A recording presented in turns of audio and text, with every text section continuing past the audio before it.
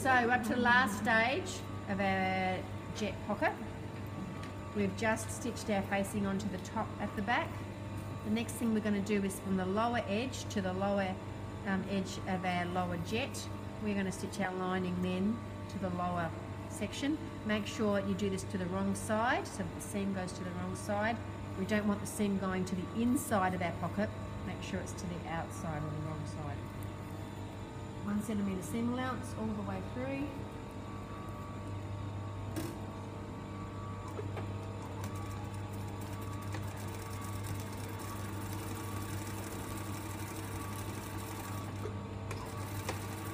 Always back tack at either end. Make sure you always remember to back tack both ends. Same deal, that seam allowance is going to go down. Push it all that way. Where am I? Just that way. So that seam allowance there, both of them. You might put a hand in underneath, push it down, so it all goes down. So that top seam allowance goes down, that under seam allowance goes down. And then we're going to put it to the right side. Make sure our triangles are pushed through to the wrong side, like that. Make sure our triangles are pushed through to the wrong side. What we're going to do now is we're actually going to pull those triangles out, and we're going to back tack through those triangles and then stitch all the way down to the bottom of our lining and back tack at the bottom. We are back tacking over the end of our jets through the middle of that triangle to make sure it's stable and it doesn't pull out, because it's a high stress point.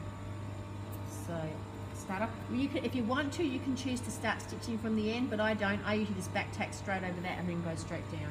But it's up to you. You can start stitching on from the top if you want. Make sure you pull it out. Now some of the jets that I've been seeing, this triangle at the end is not quite a centimetre in depth, which means that it will not be long enough to catch, and you can see why now I'm saying that it's not long enough to catch. Now that I've stitched back tacked, I'm just going to pull that out of the way so I can stitch all the way down to the bottom. And then do a back tack. If that seam allowance is not quite a centimetre, it really doesn't matter because it will be concealed on the inside of your jacket. It should be close to a centimetre, so it should be around a centimetre, centimetre and a half. But if it's not, if it's larger or smaller, it doesn't matter so much. It shouldn't be anything smaller than 5 mils, otherwise it will fray out every time you put your hand in your pocket. It'll put pressure on these seams and start fraying out. Back tack through there. When it pulls through, it should be nice and square and even on this side. Okay, we're going to do the same thing from the other side. Fold it over, pull out that triangle.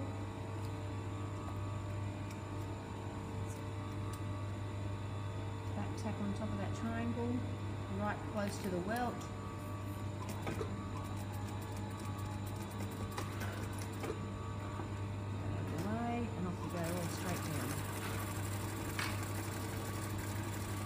You'll notice that I go top down on both sides, rather than going top down and then bottom up. And the reason for that is that if you started from your bottom and then found that there was more fabric on top than on the bottom, by the time you got to sewing your welt, it will probably squish up your welt a little bit. So it's best to start from your welt and go down, start from your welt and go down. It will give you a much better finished look on your welt. Okay, so because some people don't like working on both sides of their feet, but get used to it on a welt pocket and on a jet pocket, because you'll find it will actually help your welt to sit nice, to sit nice and square at the ends. Otherwise, if you've got excess fabric as you're stitching up, you'll be squishing up this and pushing this into the wrong position. And that's basically, after you give it a really good press, that's your jet finished. That's stage 4. So you need to get up to that stage. Make sure when you've checked it, make sure that your back tack is at both ends to make sure that it's nice and secure. You don't need to trim anything or chew anything up because it's all on the inside of your garment. It doesn't really matter. Okay, thanks guys.